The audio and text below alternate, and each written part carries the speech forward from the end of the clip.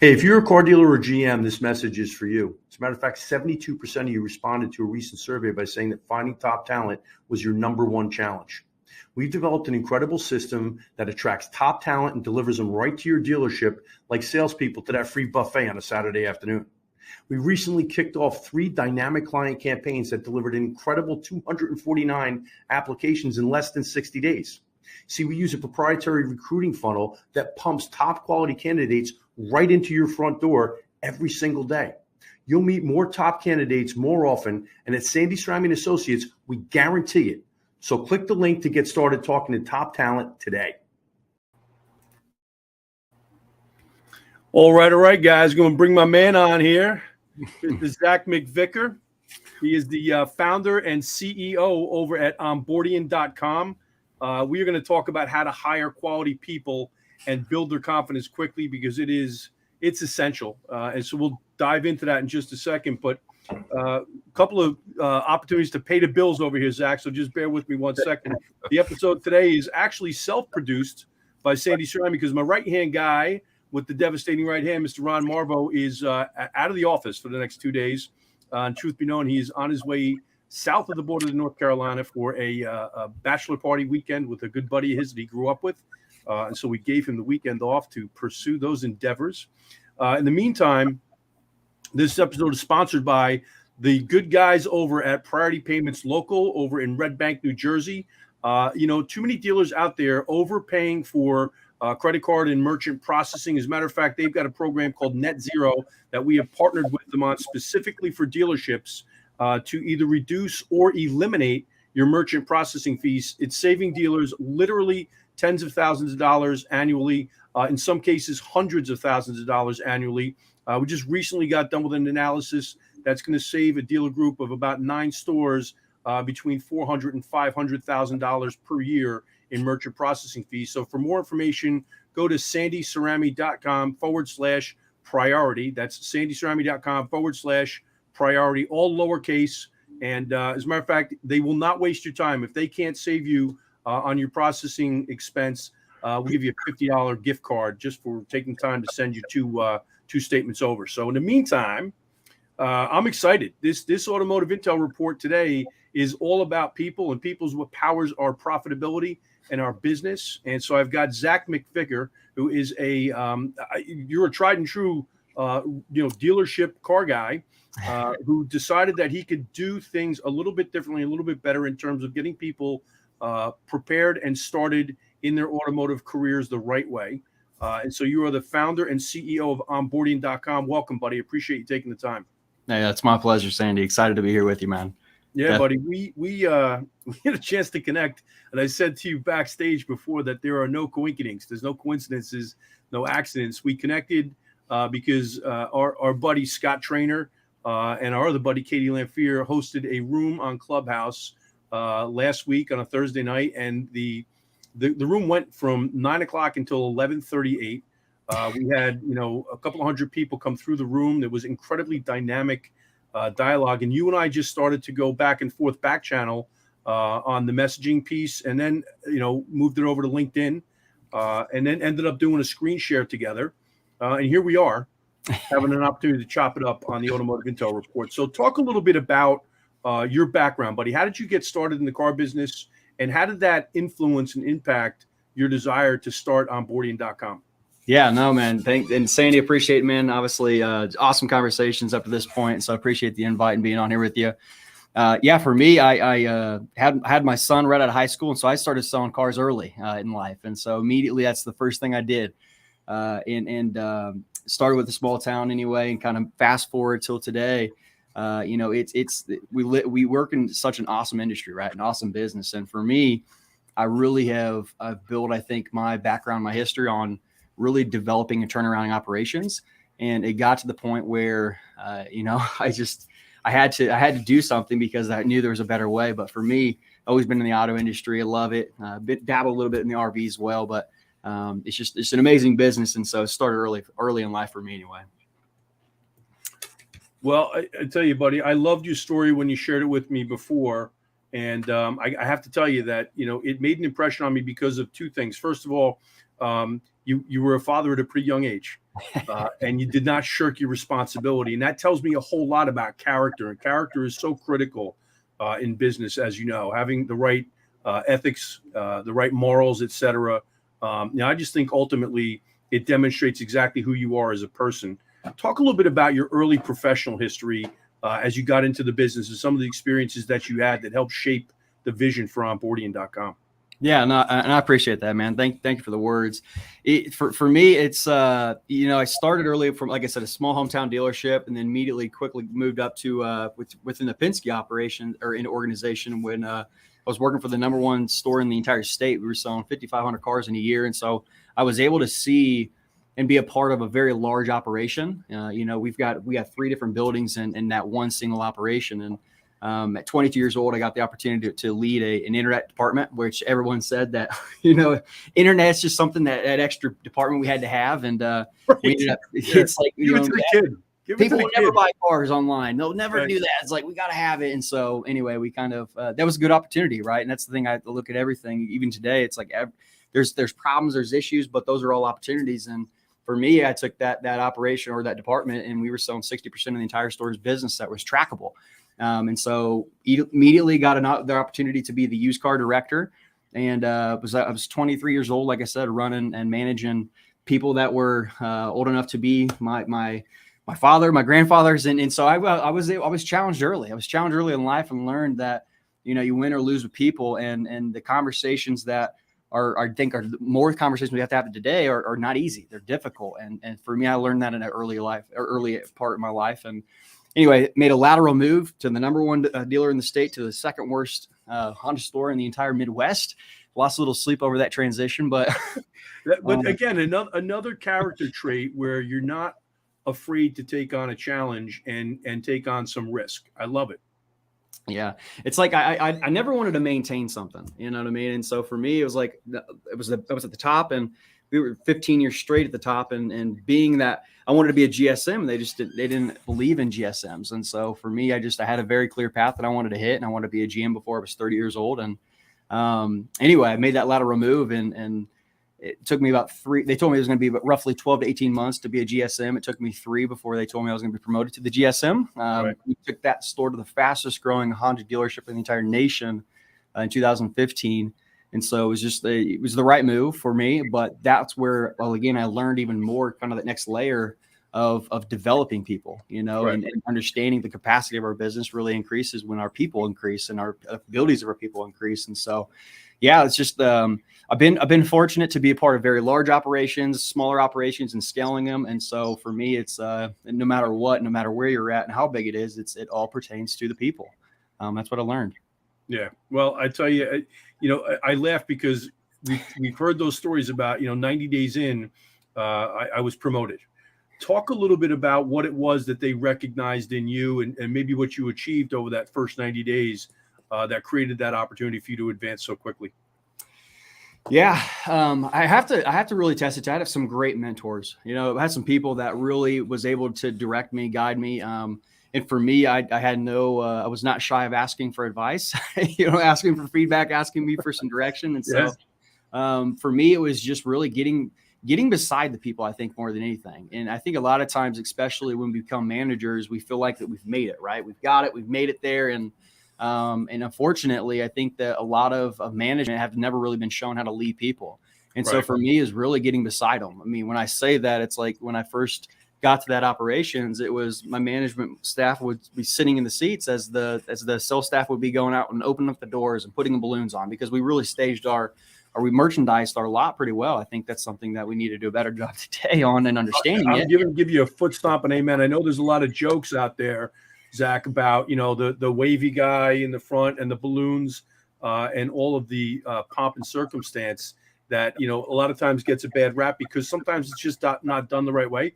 But point of sale merchandising is critical. And we miss so many opportunities with incredibly valuable real estate in our dealerships. I scratch my head and say, I understand the aversion because you don't want to be the carnival barker, but I think we miss opportunities for point of sale merchandising, each and every day. There are some dealers that do a great job of it, but many that just don't.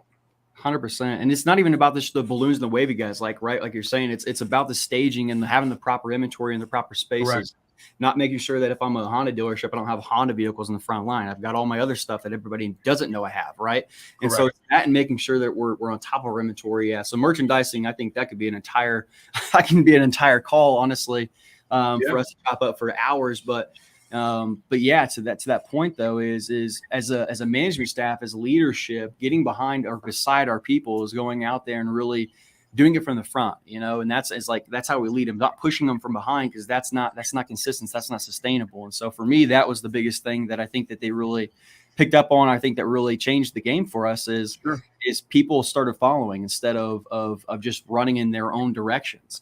And so when we get people all together going in that same direction, that's when, again, mistakes are happening less. Friction is now being eliminated. It's like everybody is now helping the overall goal rather than just everybody's personal goal. And we've been in this business, and I think so much of like, it's a dog eat dog world.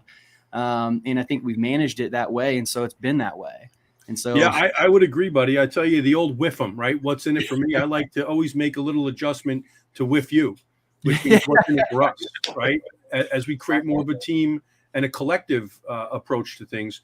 Let's back the truck up for just a second. Let's go back to what you've seen and what you see today in terms of dealership recruiting. We've got a platform called SCA 365 Dealership Recruiting. We designed it and built it out specifically because we saw just a tremendous neglect for taking recruiting as seriously as you need to, because people is what drives the profitability and performance in any business. And if we're not going to take the time to do it right from the giddy up, begin with the end in mind, as the great Stephen Covey says, then we end up with really a unintended set of circumstances. Talk to me about what you see in the marketplace today in terms of a lack of focus and commitment to effective and professional dealership recruiting. Yeah, I think that's it's by far, I think today we're seeing it's one of the most critical pieces in the entire operation, right? And so I think that for you guys, kudos to you for that platform and that focus, because again, I think that it's where everything starts, right? It's where the foundation begins. And from what I've seen is, and we've all heard it, it's like, we are hiring to fill a seat, we're hiring to fill a void. And if we're ever, and that's the thing, is we got to start holding ourselves accountable more. And I only say this as a teammate, as a team player, because that's every single time I approach things is, how can I help us win? How can I help us continue to get better? But what I'm seeing is we're not recruiting. We're not basing it off of how can I bring people on that are a part of my vision, right? And dealers, I think, that are missing, what is their vision statement? If you ask yourselves, what is my vision statement? What is our mission statement? And do we share about it? Do we talk about it? And now are we finding people that fit within that? Because there could be top performing salespeople, but they don't fit with that vision. They don't fit with that culture. And now they're going that different direction that we're talking about, right? Because everybody looks at a high performer. They're watching a high performer. But the thing is, most of the time they're trying to pick things away from those high performers, and those high performers are not bringing the things that help that overall goal. And so what I've seen is, again, I think it's more challenging than what we talk about. I think it's more challenging to really figure out, how do we recruit well? What is it? What do we look for? And then what does that process look like when I'm getting them in? Where do I begin? I think that's what it is. And I think that if we really started again asking ourselves, how can we get better? It's really challenging ourselves more to like, do we know and understand the proper way? And that's okay. That's okay if we don't, right? That's okay. You're absolutely right. And that's the reason we created the platform that we did. I wrote a piece called The 7 Deadly Recruiting Sins You Need to Know Now, specifically addressing some of the shortcomings and missteps that we see you're talking about in the marketplace every single day. I referenced Dr. Stephen Covey before, because one of the 7 habits of highly effective people was beginning with the end in mind. And so often I see the beginning is we put out a help wanted ad, right? Instead of an incredible opportunity ad. We speak to things from a prism of need versus a prism of opportunity for everybody. And so I think that, shifting messaging and shifting your focus will deliver a better result ultimately long term. And the fact that you talk about, knowing who it is that we want to hire, we talk about building candidate profiles or avatars in advance as part of the 7 deadly recruiting sins that you need to know now. Because if you're not sure about who you're looking to hire, and you'll just take anybody to fill the open position, and by the way, you're only marketing that opportunity, all right, marketing that opportunity, not recruiting for a body, marketing that opportunity.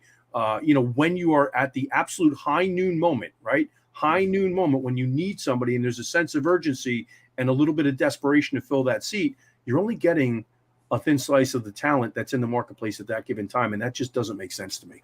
Yeah. I mean, you think about it, from what I picked up on, the biggest thing I just picked up on what you're saying is think about yourself as a high performer, right? Do you want to be a part of other high performers that are going to push you, that are going to challenge you, or you don't want to be the best person in the room, right? We always said, don't be the smartest person in the room.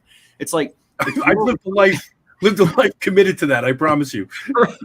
I lived a life like that. I'm committed to it, even if I don't want to be. So no. Yeah. Well, it wasn't by choice. It's just, by circumstance for me. Right. No, I hear you, man. Right back at you. So no, that's what it is though. It's like, do we offer the best opportunity? Because we're recruiting it and we're basing it off of, like I said, fear to fill a void or fill a seat. It's like, is it going to be sustainable? Because if we're bringing them in and we don't have that foundation, we don't have that understanding internally, we're not going to keep them.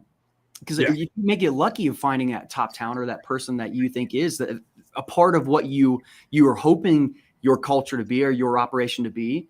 Is it sustainable? Are they going to want to stay? Right. Because you're recruiting, you're saying we've got all these things, but do you truly have them?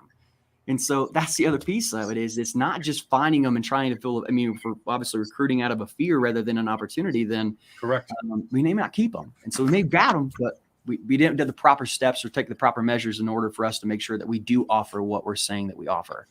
Well, I think that speaks to the congruency and the complementary nature of what you guys do at Onboardian and what we do at Sandy Stryman Associates, right? We are in the business of developing people as well, but you take a little bit different approach than we do. It's all about building confidence, in my opinion. If we don't cement the confidence that they've made the right decision in terms of the career move that they've just made, post facto, after we've hired them, after they've accepted the offer of employment and they've begun their career with us, if we don't do everything we possibly can to continually and perpetually build their confidence that they made the right move, then we are doing them and our business a disservice. Would you agree? Completely. Absolutely. And I mean, I've worked with, again, operations. I've had almost 50 salespeople. We care so much about development. We care so much about training. And the thing is, though, as managers, I mean, and I say this with there's different situations, but usually there's so much on our plates that it's hard to do it consistently. Yeah. Right. And so for me, it cared so much. And that's the reason why we did develop what we did is so now our people can develop and train without having to have that other second person, but something that actually is effective. But 100% wholeheartedly agree with you completely. Yeah, no question. It's the easiest one to point to is when we recruit and hire a new selling professional in the dealership, and we just don't do them the honor of respecting the decision that they've made and dedicating the time right from the giddy up, from the first step through the door into the dealership, that their first day, their first week, their first month, their first year is of high critical importance to us, even more so than it is to them. Because again, our responsibility is to make sure that we develop them along the way. I think that most businesses out there want to do the right thing, but they lack either the personnel or the time or the resources in order to do it in a way that effectively serves everybody's needs. Does that make sense? Oh yeah, completely. Consistency, right? I think that's the hardest thing is especially when there's so much, and we talk about all these different things that are going on with the industry, the different technologies, and we're trying to keep up with them. And it's like, there's so much noise. There's so much distraction where if we forget the main thing, the most important piece, it's recruiting the right people, right? And now it's like keeping the right people. All that other stuff, all that other noise is going to always distract us from again, making sure that our foundation is set, our foundation is proper. Then we can build on top of that, right? Yep. And so, I couldn't agree more with you, Sandy. And that's again, I go back to the point. I think it's, and this is the thing. It is okay that you don't know. I think that's the problem is most of us really don't understand the proper way. And that's the reason we have people like Sandy, right? It's people we have, the people that have done it and focused on it and seen such a a critical need for it, and then have now stepped outside to really build that solution.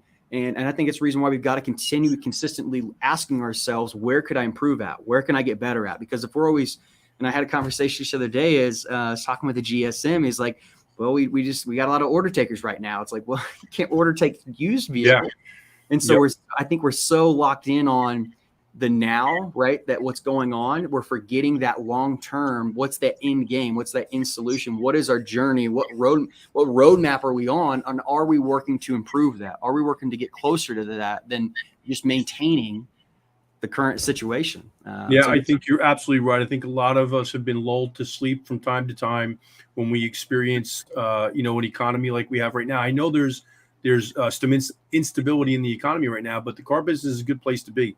As a dealer right now, and as an employee in the dealership as well. It's funny because one of the things that I say often is that finding top talent is not the number one reason why dealerships are in business. However, finding and retaining top talent will be the number one reason why you maximize profitability during these good times, and also remain viable and stable in the toughest of times.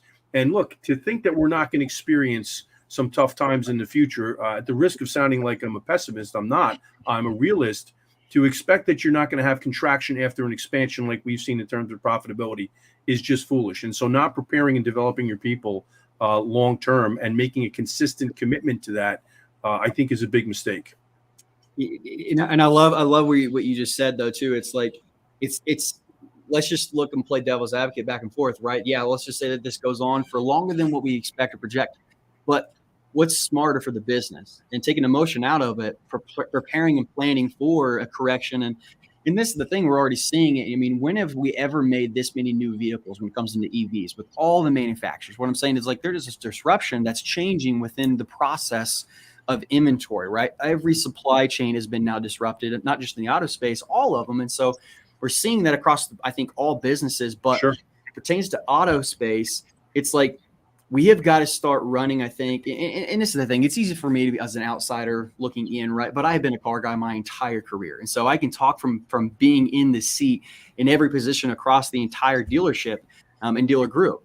But it's like, if we continue managing our business the way that we've always done, when all of these other things are changing around us, then we're going to be behind, and we're always going to be reacting. Yep. Right. And that's the thing, is we've got to be proactive rather than reactive, which I talk a lot about. And it's not to knock anybody. It's not to knock the dealers. It's like, we've got to learn it before we know it. And that's the reason why I've always got to be trying to learn what we can about what's going on and how can we continue changing to improve. So it's like, preparing is the smart business move. It's not to say if you're right or you're wrong. It's just as a smart business decision, let's prepare for the worst. And so we're always now not going to have to react because we plan for it. And so, I couldn't agree more. And it isn't a knock on dealers at all. I have such mad respect for dealers as business people. It's an incredible microcosm of the business community at large. A lot of times because it's a multidisciplinary business, right? So you've got multiple different departments that have different responsibilities under one roof. It's almost like running 4 to 5 different businesses under one roof, held together by your accounting and admin department, right? And so, the de facto situation is that your accounting and admin department become your de facto HR department as well. And that's where some of the challenges lay, is that you don't have somebody that is specifically dedicated to making sure that you've got the right processes and the right systems in place, so that you start with the right idea in mind, execute effectively, and then deliver the kind of result that you're looking for. It can be very, very predictable in terms of recruiting for the right kind of top talent, getting them to pay attention to your opportunity, then having the opportunity to interview them, hire them, and then onboard them properly and develop their skills and their confidence quickly. Talk a little bit about what Onboardian does after the decision to hire them has been made and they start their career at the dealership. Yeah, no, I appreciate this, Andy. Thank you for asking me to let me share about that. It's because obviously I'm super passionate about the business. So for us, what we focus on is that day one and on, right? And for onboarding, Onboarding is a little misleading. I kind of got the name wrong. It's too late now. It's already trademarked, but it's day one. I know where you're going with this conversation, but please elaborate. When you're locked in a garage for over a year, Sandy, you come up with some more ideas than what you're man. For, right? But no, my wife is still in the garage. I haven't let her out for 2 years plus. Poor lady. Oh, love it. So day one, we've created an automated onboarding system. And so now in a system, an onboarding is now, managed by people that again are pulled in all these different directions. And again, I'm talking about from my personal self. I was pulled in all these different directions, already had a plan for the day, but there was an upset customer or an upset employee or an inventory issue, right? All these different things. And so for us, we've now allowed a customization. We've pre-built an entire month every single day, delivering exactly the information that it needs to be delivered on the date needs to be there. And I'm talking about where to park. I'm talking about how do we check out keys, how to clock in, not just, again, the sales process, but bringing them into our culture, getting them the information that they need in order to build that confidence that you talk about. And so now they don't have to wonder, because that's where bad habits are created, right? Is when people have to guess. And so we eliminate the guessing game. We eliminate the probability of having bad habits created. And so now we can begin building on top of that foundation. So it starts with automated onboarding, but the biggest piece that I've not seen anybody have, that we've again created as kind of a secondary thing, is the training development. So we've created a clear path on training piece, and so now it's now not just teaching them how to sell a car, but it's now how to be an effective communicator, how to read body language, because the way we produced our content, facial expressions, tonality. But the biggest thing is how we test. And this is where we now are developing people without having to have managers pulled out of the operation. We invented role-playing technology where now salespeople can now practice on real-life situations, and now it goes back and forth. That's all on a mobile platform. It's all recorded. And so salespeople now can watch what they look like, what they sound like talking to customers.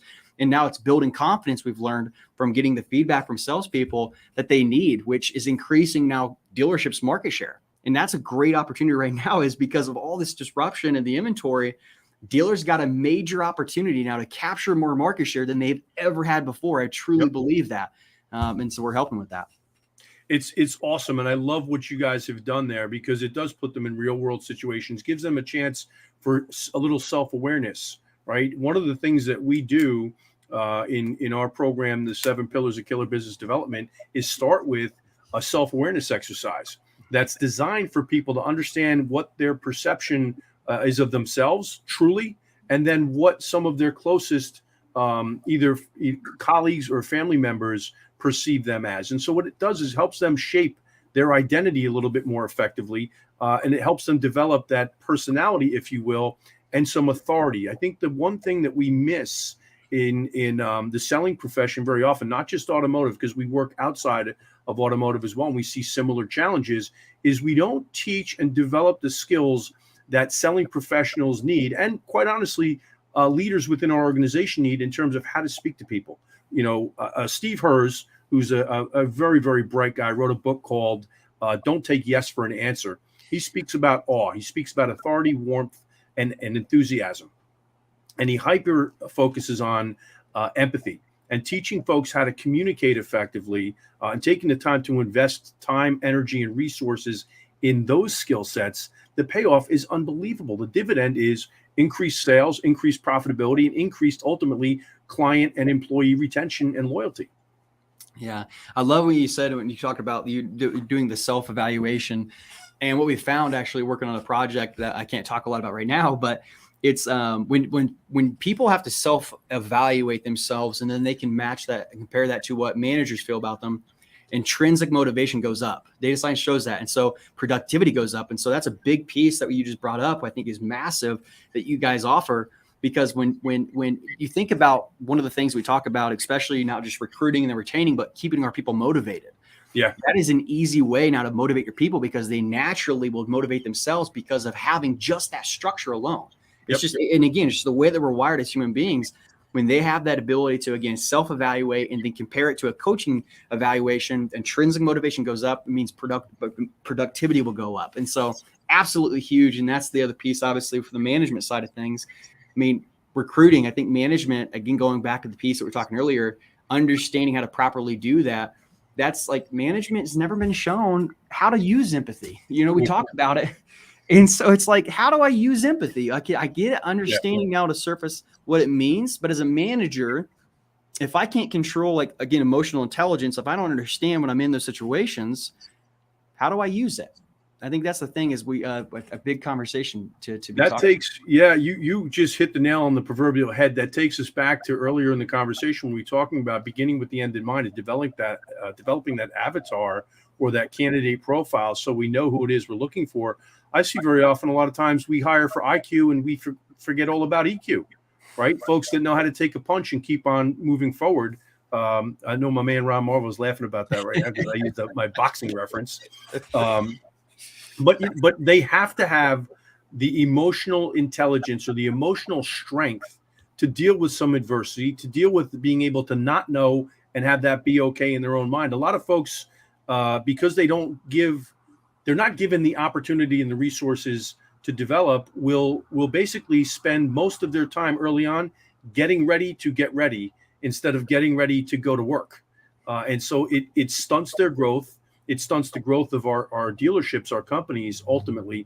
And I like the way that your program and your platform ultimately deliver that consistency in the form of repetition and an opportunity to take a look at themselves, because repetition is the mother of retention and ultimately improvement long-term sustainably. Yeah, I love that. That was awesome what you just said that, by the way. That was strong, but you're 100% right. It's the truth. We don't have to fake a damn thing, right? We just have to speak the truth about what we need to do moving forward in any business. This is not specific to automotive, as you and I have talked about. No, it's because, like, you think about every single person, human beings, and this is the thing. Like, Sandy, you know, I mean, you obviously you've probably forgotten more than I know. You've been in the business. Calling me old, bro. That was more of like, hey, like, oh, mad respect to you've been able to experience, and I think that's what it is when it comes to experience. You know, you've had experience. Like, for me, again, growing up, I'm a millennial, but because I started so early in my career. Like, I got experience of, like, hit me in the mouth and tell me what I did wrong. I'm gonna go back and fix it, right? When it comes to the largest new generation, the newest generation, the largest new workforce that's coming into our business, it's like they're not wired that way. And so for me, it was challenging. Like, I had to put my pride to the side, like, tell them and stop fighting, get off your phone, let's get productive. Like, managing on tasks, which are now it's now demotivating and it's making us less productive. Again, another long conversation, but it's like, we've got to understand how to connect, how to communicate with them in order to get them motivated, in order to get them more productive. And the management side, we don't have that consistency of now practicing emotional intelligence. And we're like, why are we talking about big motion, like words of emotional intelligence in the car business? Like, we're living in a new time. We're living in the new day and age that this stuff, data is so valuable. And the thing is, data is showing us that this is valuable and what we need to know in order for us to get ahead. Right. Yep. And the coaching piece of it, when sales pros now are taking the test and submitting over to the manager, we're now giving managers the ability to practice consistently on a day-to-day basis where they can watch. Now they get the ability to coach, not correct and loading lips in the middle of a deal with a customer. That's too late. It's too late. Now they get to watch and they get to coach, and which is now building that consistency of now being able to watch the sales pro and be coaching them. And we're building that motivation because now our salespeople are showing our managers are behind them because they're giving constructive criticism. What we're finding is salespeople want criticized. They want constructive coach. They want to let us know, like, let me know what I can do better. And that's where I think those pieces come together within this generation gap we're seeing, is when you are providing that consistency of coaching and showing that I care about you. I want you to get better. I care about what your goals are.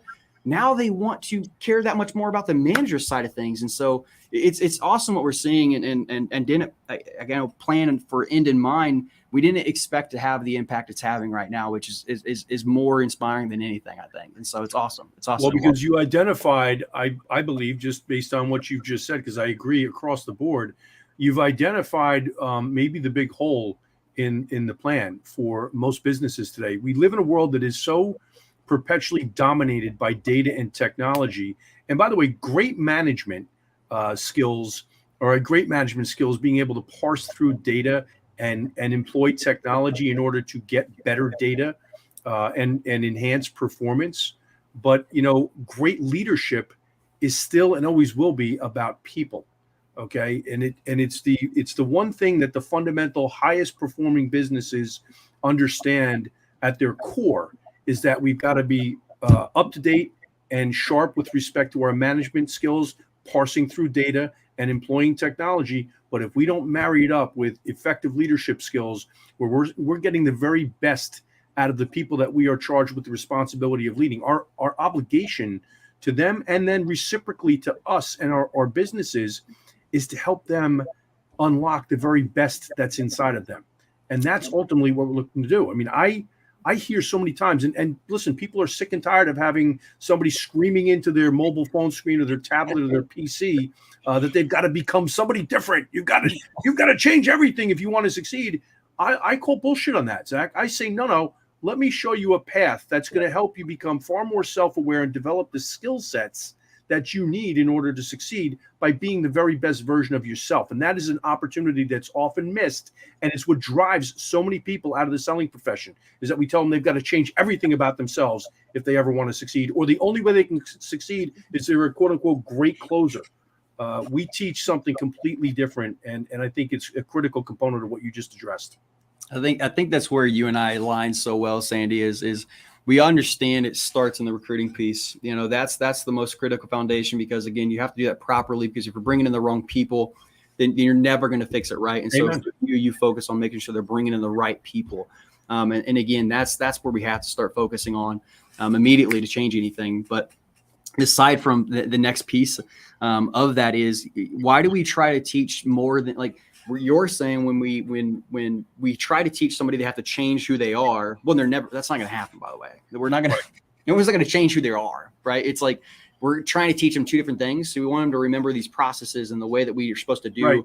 when it comes into asking questions and whatever it is. Then we want them to also change who they, like you're talking about, you're adding to your plate, and technology is supposed to make things easier, right? It's not supposed to replace anything. Amen. It's not supposed to replace. It's just, that's what, as I go back to putting myself in the seat. I cared so much about the conversations and the coaching and the leadership and really getting beside them and understanding what's important to them, because we do that and we help them, then indirectly our businesses are going to accomplish more because they want to do the same thing in return. But right. I didn't want my technology to do all that for me. I wanted to connect me more consistently, right? And so technology is supposed to make it easier. It's not supposed to replace it. And that's why your experience, your expertise is, you have a platform that is phenomenal, but it's how do we utilize that in order to make it easier, not to replace it. It's not to say this is going to be the holy grail. It's to make it easier. And that's what we're doing, is we're making it easier for everybody.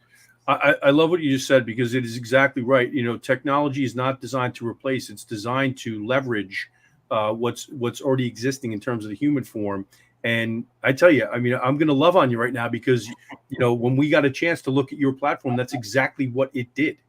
It added and enhanced the human aspect of it, and gave real life, real world situations, but in a way that can be delivered consistently over time. And I go back to what I said, repetition is what breeds and is really the mother of retention and improvement. I think the platform does that very effectively. Let me ask you this question. When you look out right now, this is about the funkiest time I've ever seen. This is my 35th year in the business, which is a nice way of saying that I'm an old dude, but I'm still in a good mood, so I'm hanging around.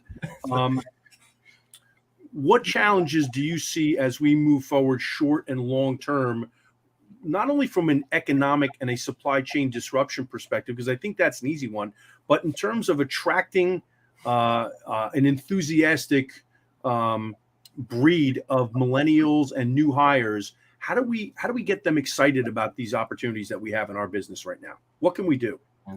It's first short term is, in my opinion, and again, I say this in the most productive possible way I can, because this is your success, right?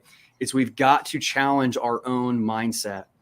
And again, when I go back to that, I go back to when it comes into for our new inventory. Yeah, like again, I go back to the statement of the GSM. I'm not going to say who it is or what store, but it's like, I've got, all I need is order takers. Like when we get them in, they're sold for. We got to change our mindset, because we have to understand there is a longer term gain. And if we're managing, like I said, off the same mindset that we've done over the last 10 years, then that attractant you're talking about, that's not going to be attractive, because people don't want to just be a position, right? They don't want to be a salesperson. They want to be a professional. They want to be a part of something bigger, something greater, right? Yes. They want that clear path and understanding that there's more opportunity, right? There's more opportunity. So we've got to start asking our people, in my opinion, more about what they think. What can we do better? And instead of telling them what they need to do, ask them what they think that we can do better, because your people have the answers. Yep. Your people have the answers. We have to put our pride aside and understand that we're going to accomplish more with everybody's capacity, and increasing the people's capacity is going to be changing our mindset. Because today, I think leaders are in their own way. They're in their own way. Yeah, no, I've been guilty of it plenty in my career, I promise you, right? Because we get so myopically focused on we've got to deliver results. We live in a business where every 30 days we've got the vice grip on either side of the 6-inch space between our ears, and it's being squeezed. And then the pressure is released for about 30 seconds at the end of the month, and we kick off the next month. But you raised two very good points. One, you talked about earlier about sharing vision and mission for an organization. And I think that there's an opportunity to tell stories also, because you talk about the fact that, you want to create career paths for folks, or create a mindset where they see a career path that's bigger than just themselves, right? Where they see, what's my long-term opportunity to succeed and grow in this organization. So telling stories, not telling your stories, one of the 7 deadly recruiting sins that I have identified is that, I'll tell you where we recognize this, and this is a quick shameless plug. Before I get to it for a second, I want to acknowledge Michael Poro saying easy gets done, one of his hallmark tenets of operations. And by the way, Michael, wishing you a speedy recovery. He's fighting the battle right now, but he's going to be okay. I know it. He's one of our Business Bourbon and Cigars originals. Okay, he was there at the very beginning. And so when we were going through one of the first tours that we did on Business Bourbon and Cigars over at the Buffalo Trace Distillery, they took us on the archaeological tour. They've got 4 different tours that they do at the distillery. And I was so blown away by their ability to establish the history of not just their business, but the bourbon business in total as currency, right? You were able to sink your teeth into it. They established history as a form of currency and commerce for their business and for the greater bourbon industry at large. I think we miss an opportunity every day to do that about our dealership, our dealer group, or our industry in total. There are great stories that need to be told. And by the way, as a quick shameless plug, we do have Business Bourbon and Cigars number 4 coming up. It is almost sold out, September 13th through the 15th in Louisville, Kentucky. And we will be doing that archaeological tour this time around again, because it was that good. But your point is spot on. We've got to make sure we're telling the stories and engaging these folks and giving them something that they can be excited and enthusiastic about. Make sense? Yeah, I think that's where and it makes complete sense. And I think that, and again, I put myself back into it, is if our first reaction as we're hearing something is, that's crazy, that's wrong, right? Then that's what we got to check ourselves. You got to start paying attention. Grant Cardone referenced that in an interview with Scott Joseph a couple years back, where he said, the minute I start hearing in my own mind that something's crazy, and then I hear everybody else telling me it's crazy, I start paying attention even more so. And GC was 100% on the mark with that one. And so are you. I wish I could say I heard that, and I didn't hear the old GC, which I've taken his trainings, and I was 20. You know what I'm saying? I've been around GC for such a long time. But it's like that's the first thing is if we're hearing conversations and we're saying that, we're thinking that, well, that's crazy. There's no way it's like. That's what I've seen on my entire. That's what I have been a disruptor of, right? My entire career. It's like, well, okay, well, I'm gonna prove it wrong. In essence, not proving it wrong is like out of spite, proving it wrong out of opportunity. And so that's where it is. But yeah, it's we've got to understand that as a manager, as a leader, like our job is not to be this. I mean, it's great if you're a strong closer, but our job is not that. Our job is to increase the capacity of the people that we lead. That's how our business gets better, right? And so how we do that is understand who our people are, understand what our people need, understand what other people we need, going back to recruiting piece, and always be the biggest student. Be the biggest student in the room. Always try to improve. Be vulnerable. Be okay with that, because that's where people are going to get behind you more, and they're going to be vulnerable. They're going to be willing to tell you when they're wrong. They're going to bring problems to you. They're going to bring solutions to you. You're going to get so much more insight, so much more clear of a vision of your entire business when you can understand that if you're the biggest student, you're always asking questions, asking for feedback, being critical of yourself. Man, people do that same exact thing. When people are critical of themselves, your job gets easier. Your job gets easier. No, there's no question about it, but it's why we've had this instant, connection, because we see things so similarly. I go back to the 7 pillars of killer business development, one of the platforms that we teach on inside and outside of automotive. And we talk about ABC. I know all those Glenn Ross fans out there are going to think it's always be closing. It's not. Here's what I tend to see. It's always be curious. We've got to always be curious, because that's what spurs growth, right? It spurs growth with us internally in our own mindset, but it also spurs growth in terms of our business. So we talk about why our platform is so effective, regardless of the business vertical that we're serving in, is because curiosity grows opportunity. Okay. And the great closers of the world that are out there very often are relying on the business that they work for to bring leads to them, which requires significant financial investment by the business in and of itself. We talk about the power of organic lead generation because we're always curious and we're always great openers of relationships, not just great closers. If you can't open relationships in my world, then I have no need for you, because I'll go out and find all of the opportunities I need to. And I fancy myself a great closer. I'll close every opportunity that I feel I can, okay, which is 100% of them. So I don't need help there. What I need help is when you're going to grow your business as a business owner, I need people that know how to go out and be an extension of me, of my business, and know how to find organic opportunities. And so it's critically important. Mm-hmm. Yeah. No, I love what you just said there. It's like, it goes back to that exact point like we keep talking about, and how do we do that? It's being curious, right? That's where I keep going back to the how, going to the recruit. I don't know if we understand how to recruit. I didn't until somebody taught me. I didn't until somebody showed me, right? But that's because of the curiosity, the questions, and we've got to be a questioner, a consistent questioner.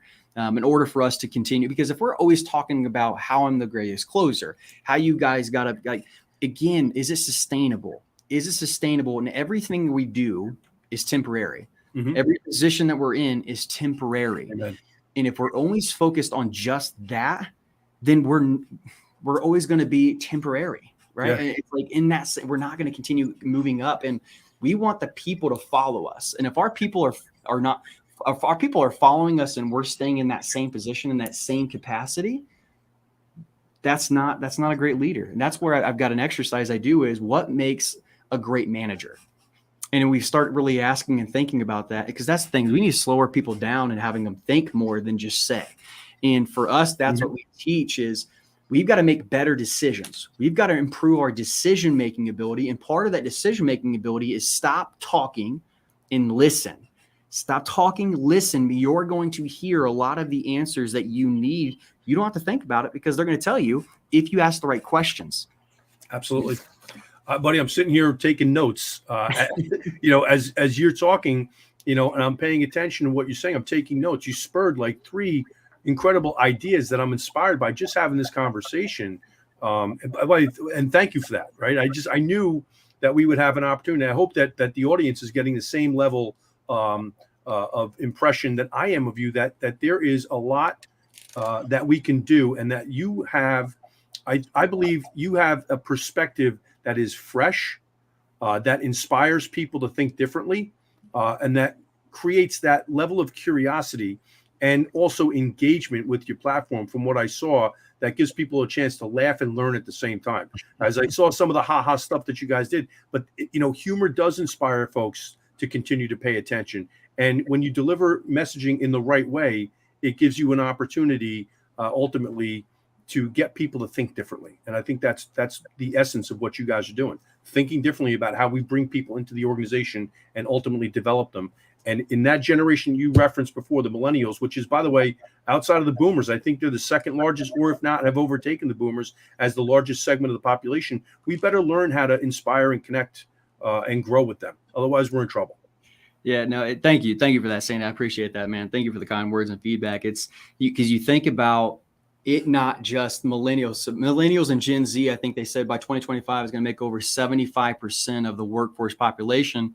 But that's also, you think about it, it's also our consumers, right? It's not just our employees, like you were just saying, but it's the people that are supposed to buy our products. And so if we are not being the biggest student of our new consumers, right, then indirectly it's an opportunity. I look at that as an exciting opportunity because now we get to understand our internal side of things and our external side at a higher, I think, opportunity than we've ever had before. Amen. And so you talked to it before with respect to the millennials and some of the challenges that older folks face with them is getting their face out of the phone screen, getting them to focus on things that will have a long-term impact on their life. But I think the first way we do that is we have to be more curious about what drives and motivates them. We've got to take the time to listen effectively to what drives and motivates them and why they spend so much time, with their face in a phone screen or looking to rent or lease the great things in life versus own them. Like, there are reasons why they have the behavioral traits and characteristics that they do, and it'll help us to develop their talents along the way. And sometimes it's going to be a matter of refocusing priorities for them. Michael Poro, my man, says a true leader is a listener and a person who asks great questions. I could not agree more. Amen. And ultimately takes the time to employ what they've heard and listened to when it makes sense, right? We've got to put those things into action ultimately. And he says, you got to know them to lead them. Amen. No question. So, buddy, we're coming up on an hour here. I want to give you an opportunity to talk a little bit more in terms of what you guys are up to right now and how folks can get in touch with you. I know Onboardian.com, we've been scrolling across the ticker the entire show here, but tell me, who's the ideal dealership or dealer group in terms of a candidate to work with you guys? Yeah. So the beautiful thing about the way that we created and developed this, it doesn't matter what size it is, small, big, medium, it doesn't matter. We wanted it to work for every operation. And the reason why now, giving the people, again, salespeople in essence, focusing on them, the ability to practice and develop now without the necessity of having a manager stop and pull them out of the business, right? Now as a salesperson, I can do it on the lot. I can develop and practice, not watch a video and take a multiple choice test, right? I don't have the outside. I can practice now on a consistent basis. And so it doesn't matter what size it is. We've got an implementation and an execution process of quick adoption. And so we've already built the entire plan for that. And so for us, you can go to our website at www.onboardian.com or connect with me on LinkedIn. And again, I should want to talk further about our business, but you struck up a point I really want to hit on the millennial side. And really, hopefully, again, talking about this generation gap that we have, think about this. They've grown up with technology their entire lives, and they're missing the soft skills that we are calling a dying art, right? And so for that, there is a major benefit that both sides can benefit from each other if we just bridge that gap. But the thing is, you've got outside noise in your business every day. There's no more walls in business, right? Because of their phones, they're not going to get off their phones. I've learned that the hard way. And so we've leveraged that. We've leveraged that. And so you can start competing for their attention. And so that's the reason why the news feed, right? You've got your own news feed as a business now that we've created that. That was intentional. But it's understand that it is hard for them to figure out what's motivating to them. Their purpose, you talk about purpose, they don't know what their purpose is because we've grown up, go to college, get a good career, have a nice life. They're watching people become millionaires overnight. Yeah. Their purpose, they don't know what their purpose is. They need guidance. And for us, we've got to, again, put our pride. It's like hit them in the mouth is not working. For us, it works. It does. For them, it only makes it harder for yourself.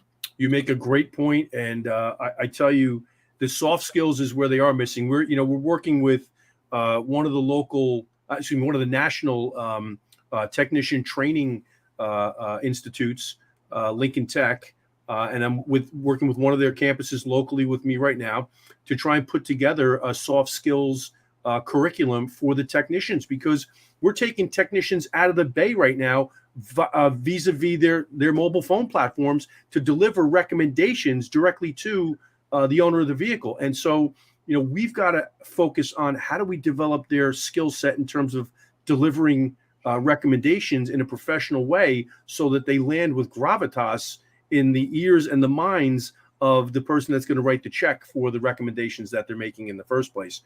So we see this opportunity throughout, not just automotive, throughout business in total, and teaching them those soft skills, because a lot of times, we see that the young folks are hiding behind a screen and they're communicating with just the texts that they're typing versus having real conversations with people or face-to-face conversations with people at an even higher level of communication. And so your point is spot on, buddy. Yeah, I love your point. And again, I'll make it brief, but the technicians I've learned, I told you a story last time we talked about when I went back and was sat in as an operations manager before hiring my next service director, because what I found out, technicians want to talk.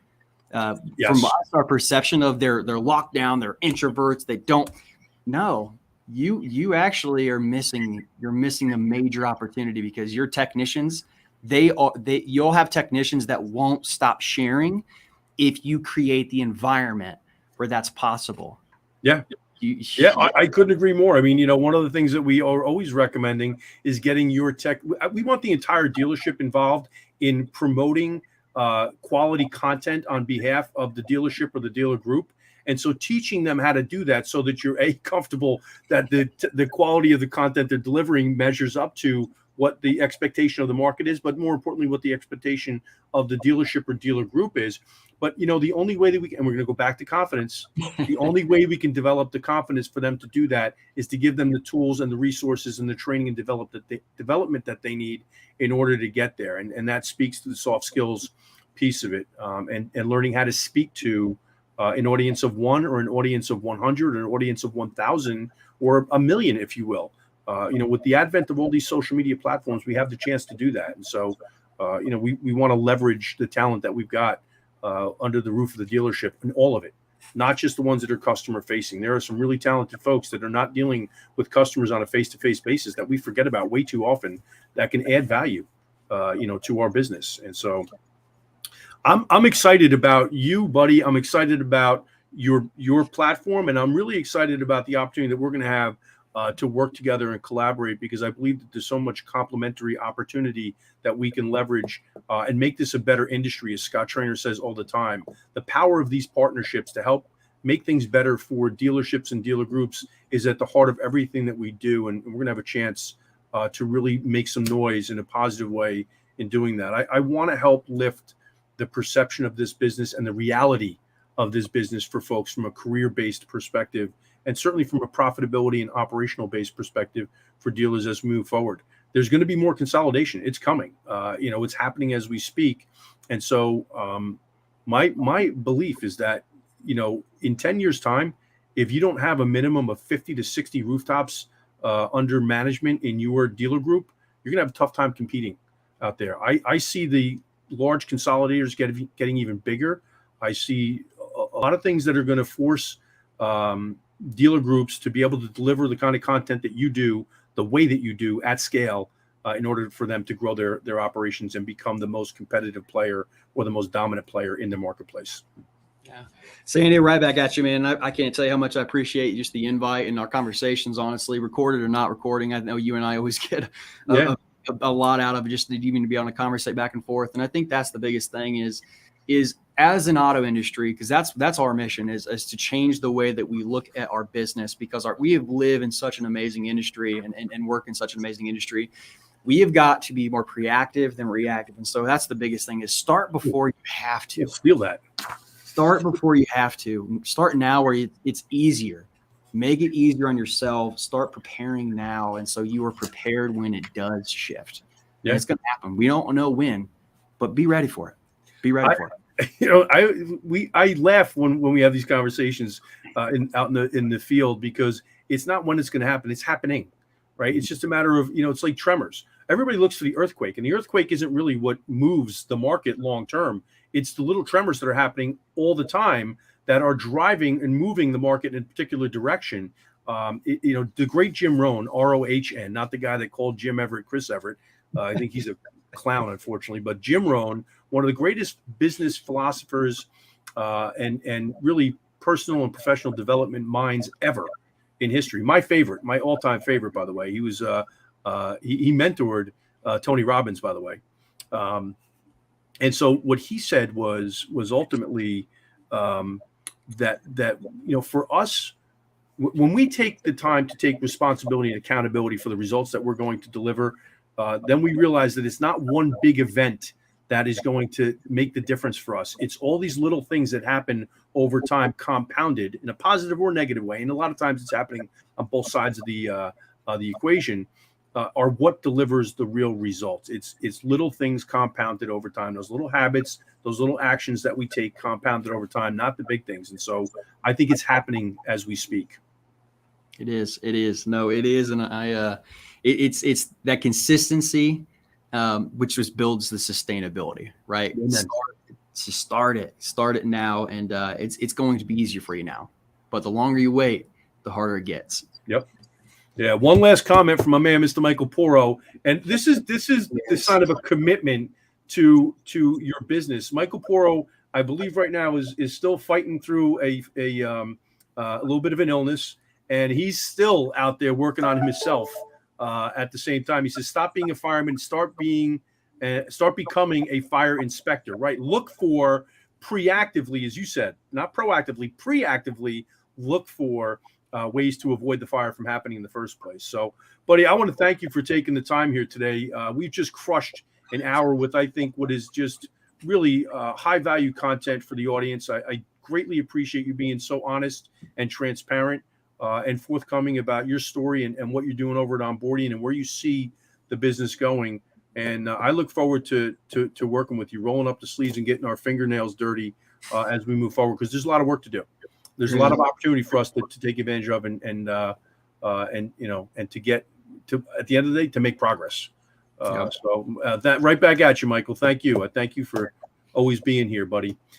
Zach, in the meantime, how can they get in touch with you? It's onboardian.com, LinkedIn, I'm assuming Facebook, Instagram. You guys on TikTok as well? TikTok, I've got plenty of content I got to start putting out there, but no, I'm not on TikTok yet, not right now, but we will be.